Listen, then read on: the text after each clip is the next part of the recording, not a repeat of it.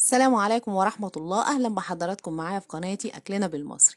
إن شاء الله النهاردة هعمل مع حضراتكم ورقة الكفتة، وزي ما في ورقة لحمة وورقة فراخ هنعمل مع بعض ورقة الكفتة. الشكل بتاعها واضح جدا يفتح النفس.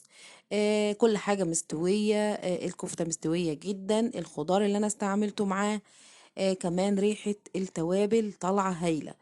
الطريقة سهلة قوي. المكونات كمان بسيطة، هنقول بسم الله وهنشوف المكونات مع بعض. أول حاجة مقادير الكفتة، وبحتاج نص كيلو من اللحمة المفرومة، وبصلة كبيرة مبشورة، ومعلقة صغيرة من بهارات اللحمة والفلفل الأسود، ونص معلقة من القرفة والملح. دي مكونات الكفتة. هنشوف بعد كده الإضافات اللي هستعملها مع الكفتة. بحتاج 3 بصلات كبار بقطعهم شرايح، واتنين من الفلفل الرومي، وتلات قطع من الطماطم بحجم كبير بقطعهم على شكل شرايح، وكيلو من البطاطس بقطعه صوابع لكن بحجم كبير شوية. وبحتاج نص كوباية صغيرة من الزيت. وهنبتدي نشوف الطريقة. أول حاجة هنعملها الكفتة، والبصل اللي أنا هستخدمه مع الكفتة بشيل المية منه، وباخد نص كمية الفلفل الأسود والبهارات والملح بضيفهم على الكفتة.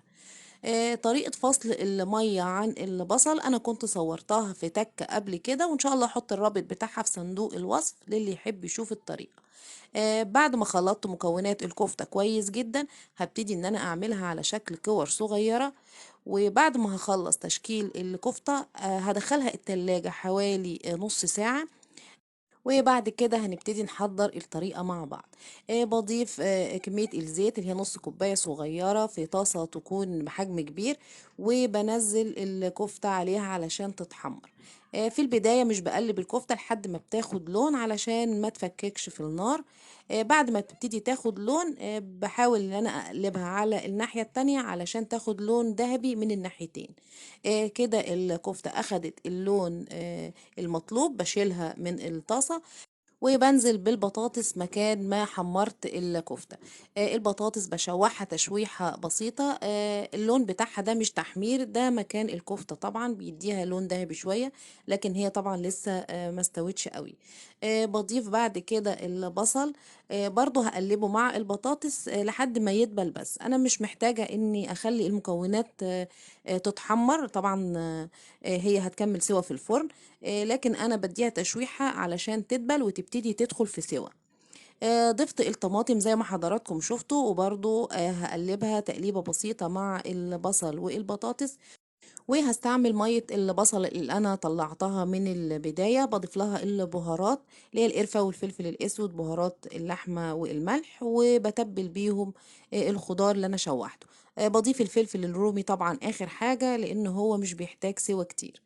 بعد كده بجهز صينية بفرد فيها ورق فويل، دي اللي انا هسوي فيها الخضار مع الكفتة. بفرش طبعا ورقة زبدة علشان الخضار ما احطوش على الفويل على طول. بنزل المكونات اللي انا سويتها. بجيب بعد كده اخر حاجة بضيفها الكفتة، طبعا انا كنت مطلعاها من الاول بحطها على الوش. وبقفل عليها كويس جدا الفويل بإحكام علشان طبعا الخضار يكمل سوا مع كمية مية البصل، لأن طبعا هي ما فيهاش سوائل غير مية البصل بس.